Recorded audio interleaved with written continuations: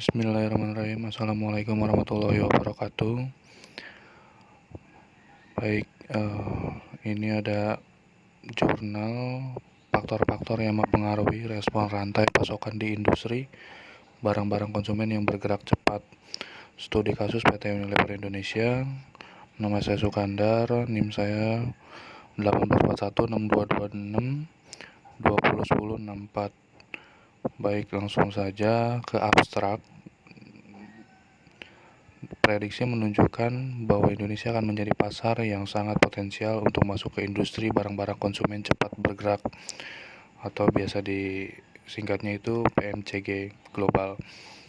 Namun, ini akan dikenakan menciptakan persaingan antara pemain lokal dan multinasional. Indonesia PMCG dikenal dengan produksi yang besar dan beragam, yaitu produknya mudah rusak dan usang. Banyak penelitian sebelumnya menganggap respon rantai pasokan adalah kunci keberhasilan industri PMCG. Oleh karena itu, marakan penelitian untuk menganalisis faktor-faktor yang mempengaruhi respon rantai pasokan pada industri barang konsumen yang bergerak cepat. Ini untuk abstraknya. Lalu ke landasan teori. Di landasan teori yang disebut PMCG itu adalah Fast Moving Consumer Goods yang terbesar di dunia, tidak lebih sukses atau lebih menarik. Ini karena PMCG mendorong industri periklanan dunia seperti Google dan Facebook. PMCG telah beradaptasi dan berkembang lebih cepat dari sebelumnya untuk tetap terhubung dengan pembeli mereka di seluruh dunia. Seperti yang bisa kita lihat, produk mereka ada di mana-mana. Industri PMCG sendiri adalah industri di mana produk dijual cepat dengan biaya yang relatif rendah dan volume tinggi dan jumlah besar. Ini landasan teorinya. Dan ini ada metodologi penelitian. Yang pertama itu STAR, lalu ada mulai produk datang dari truk material ke warehouse, lalu dari warehouse dipencar dari produk A, produk lain A, produk lain B, dan produk lain C. Lalu pengiriman, dan setelah pengiriman baru ke customer 1, 2, dan 3. Ini metodologi penelitiannya. Lalu ini gambaran layout pro modelnya. Di sini itu truk material ABC-nya. Jadi terkadang pada awal permasalahan itu yang sering terjadi keterlambatan pengiriman dan permasalahan lambat.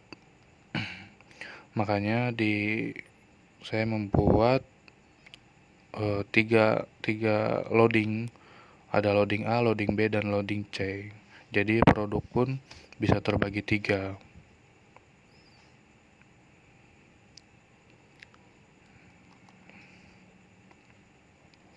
Lalu dalam pembahasan hasil perbaikan, Lean memberikan penggunaan ideal keahlian tenaga kerja dengan memberi pekerja lebih dari satu pekerjaan, dengan mengasimilasi pekerjaan langsung dan tidak langsung, dan dengan mendorong kegiatan peningkatan yang tak henti-hentinya.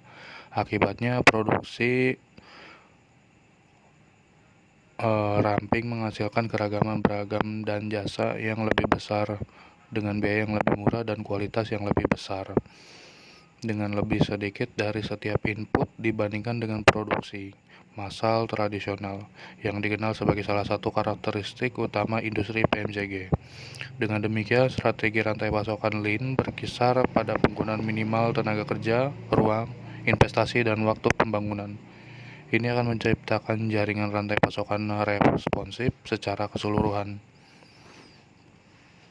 Lalu di kesimpulannya, hasil menyimpulkan bahwa ada pengaruh yang signifikan terhadap kemitraan pemasok strategis terhadap respon rantai pasokan di PT Unilever Indonesia Tembakau. Variabel independen yang keempat, penelitian menerima hipotesis H04 dan menolak H4. Hasil ini menyimpulkan Unilever Indonesia Tembakau berdasarkan hasil uji VEB Peneliti juga menyimpulkan bahwa variabel dependent respon rantai pasokan secara simultan dipengaruhi oleh strategi rantai pasokan lean dan gesit, kemitraan pemasok strategi, dan penundaan. Jadi ada beberapa saran juga. Yang pertama untuk PT Unilever Indonesia, ada 4 variabel respon yang pasokan, yaitu strategi rantai pasokan lean, strategi rantai pasokan gesit, kemitraan pemasok strategis, dan penundaan, di mana hanya 2 variabel strategi rantai pasokan gesit dan kemitraan pemasok strategis yang memiliki signifikan.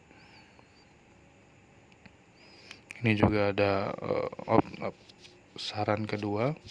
Untuk peneliti di masa depan, para peneliti di masa depan memilih 1 dari 4 strategi ini untuk diteliti lebih lanjut, sehingga dapat lebih banyak fokus untuk menghasilkan hasil yang lebih baik. Peneliti masa depan juga mengembangkan studi ini dengan mencari tahu faktor-faktor lain yang mungkin memengaruhi respon rantai pasokan, seperti berbagai informasi, hubungan pelanggan, komitmen tingkat atas, dan faktor organisasi.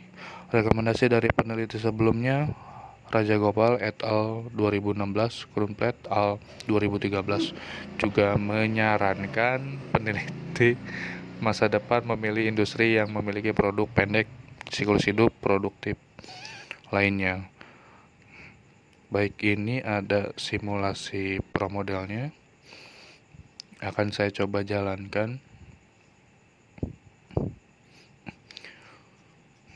Jadi sekarang tidak ada hambatan karena memang loadingnya terbagi menjadi 3, yang tadinya awalnya hanya 1 loading, terfokus pada produk A, B, dan C, sekarang menjadi 3 loading dengan menambahkan loading 01, 02, dan 03 untuk mendistribusikan hasil produk ke customer agar lebih cepat.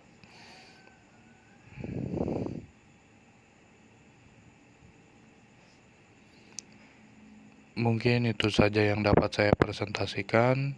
Kurang lebihnya mohon maaf. Saya tutup. Wabillahi taufiq wal hidayah. Wassalamualaikum warahmatullahi wabarakatuh.